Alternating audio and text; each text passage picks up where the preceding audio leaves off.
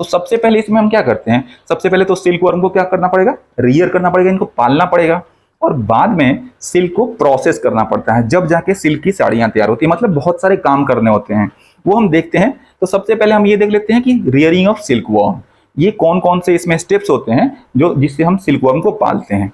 सबसे पहला स्टेप बच्चों क्या होता है, लेइंग ऑफ एग्स। ठीक है, जो फीमेल सिल्क मॉथ है वो अंडे देती है हजारों हजार की संख्या में, तो female silk moth lays 100 of eggs. ठीक है, हजारों हजार की संख्या में फीमेल सिल्क मॉथ अंडे दे देती है बच्चों। अब क्या होता है बच्चों, ये अंडे को बहुत ध्यान से रखना पड़ता है, कहाँ पे, या तो कपड़े पे या फिर पेपर पे। ठीक है, एंड सोल्ड टू फार्मर्स, और फार्मर्स को, किसानों को बेच दिया जाता है, और किसान उसको क्या करते हैं, किसान उसको अच्छे से रखते हैं, कहाँ, अंडर हाइजेनिक कंडीशंस, बहुत साफ सुथरे माहौल में रखते हैं। अच्छा, और टेम्परेचर और ह्यूमिडिटी भी प्रॉपर मेंटेन करते हैं, ना ज्यादा गर्मी ना ज्यादा ठंडी, क्योंकि जो अंडे है ना वो खराब हो सकते हैं। ठीक है मेरे प्यारे बच्चों, तो farmers keep eggs under hygienic condition, under suitable condition of temperature and humidity. Clear है बच्चों? बच्चों हमारा अगला स्टेप है हैचिंग ऑफ एग्स। इन अंडों से लार्वा निकलता है। ठीक है मेरे प्यारे बच्चों, कैसे निकलता है, जब इन अंडों को गर्म किया जाता है, एक सही तापमान पे, एक सही टेम्परेचर पे जब गर्म किया जाता है तो इनमें से लार्वा निकल जाता है। तो एग्स आर वार्म्ड, एग को गर्म किया जाता है टू ए सूटेबल टेम्परेचर, एक सही तापमान पे गर्म जब इनको किया जाता है तो क्या होता है, इससे लार्वा निकल जाता है अंडों से। ये क्लियर बच्चों? अच्छा, अब ये बताओ कि किसान को अंडे से लार्वा कब निकालना चाहिए। हम जो भी पढ़ रहे हैं ये क्या पढ़ रहे हैं, मलबेरी सिल्क मॉथ से पढ़ रहे हैं। तो मलबेरी सिल्क मॉथ क्या खाते हैं, मलबेरी के पत्ते खाते हैं। तो बच्चों जब अंडे से लार्वा निकल जाएगा तो लार्वा को तो खाना चाहिए, लार्वा को मलबेरी के पत्ते चाहिए। तो मलबेरी के पेड़ पे जब पत्ते रहेंगे जभी तो अंडे से लार्वा निकलना चाहिए, क्योंकि उनके खाने के लिए मलबेरी के पत्ते रहेंगे। तो बच्चों देखो, larva are hatched from eggs कब, when mulberry tree bear fresh leaves. जब मलबेरी के पेड़ पे पत्ते, फ्रेश पत्ते आ जाते हैं, जब ही हम क्या करते हैं, अंडे से लार्वा निकालते हैं, so that larva can feed on them, ताकि लार्वा उन पत्तों को खा सके। क्लियर बच्चों? अब बाकी ये हम सब जानते हैं कि लार्वा को हम कैटरपिलर भी कहते हैं और सिल्कवर्म भी कहते हैं। इतना क्लियर है? तो अगला टॉपिक हमारा फीडिंग कैटरपिलर। ठीक है, अंडों से क्या हुआ था, अंडों से लार्वा निकल चुका है, अब लार्वा को खिलाना पड़ेगा, फीड करना पड़ेगा।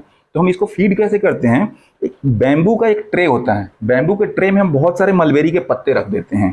तो ये लार्वा ना उसको खूब खाते हैं, 20-25 दिनों तक खूब खाते हैं, अपना साइज बहुत बढ़ाते हैं। ठीक है मेरे प्यारे बच्चों, और 20-25 दिनों के बाद ये अपना खाना बंद कर देते हैं। अब ये तैयार हो चुके हैं क्या, प्यूपा बनने के लिए। तो देखिए, larva are kept in clean bamboo tray, bamboo tray में इसको रखते हैं, किसके साथ, along with freshly chopped mulberry leaves, छोटे मलबेरी के पत्ते रख देते हैं ताकि ये खाना खा सके।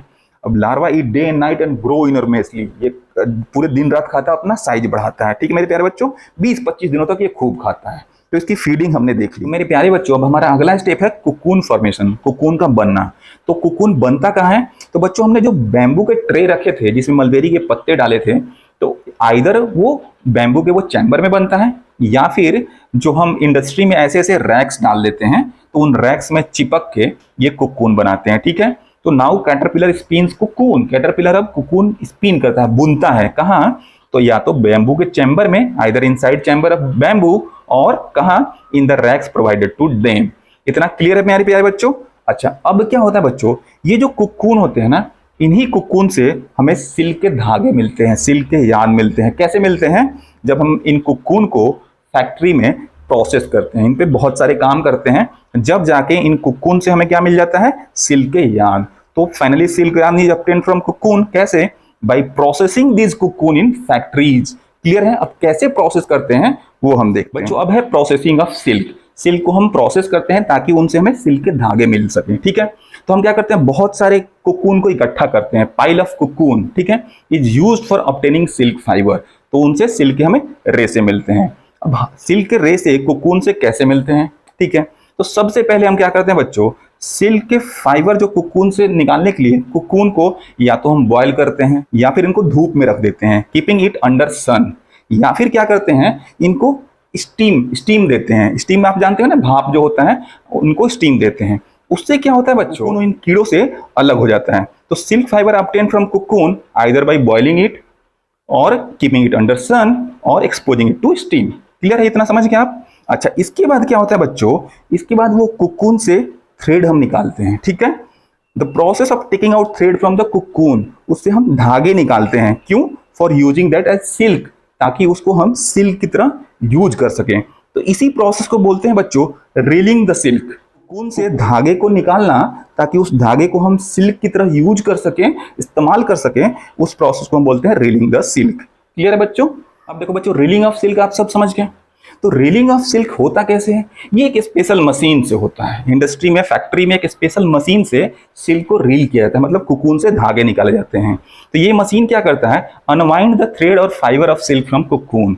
कुकून से जो धागे हैं या सिल्क के फाइबर हैं उसको अनवाइंड करता है, उसको उससे निकाल लेता है। ठीक है मेरे प्यारे बच्चों?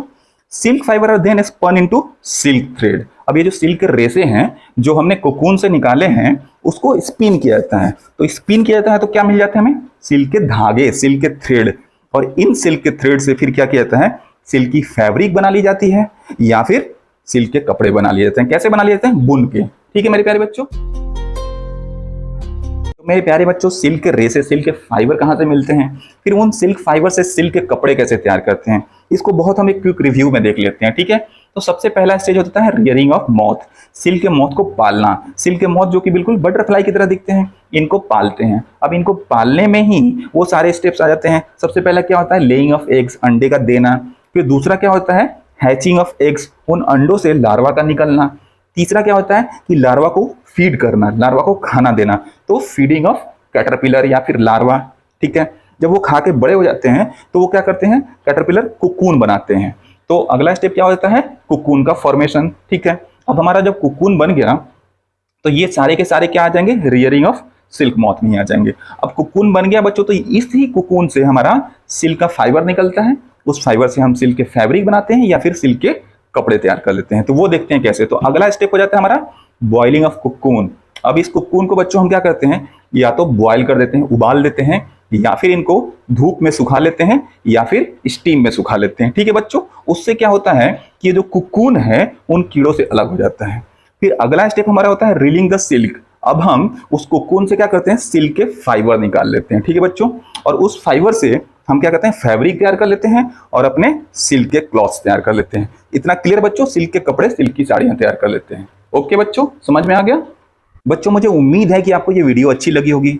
जितने भी कॉन्सेप्ट होंगे वो बिल्कुल क्रिस्टल क्लियर हो गए होंगे, बिल्कुल समझ में आ गया होगा। तो अगर वीडियो आपको अच्छी लगी हो तो वीडियो को लाइक करो, चैनल को सब्सक्राइब करो और ये वीडियो को अपने दोस्तों के साथ शेयर करो। ओके बच्चों, जय हिंद।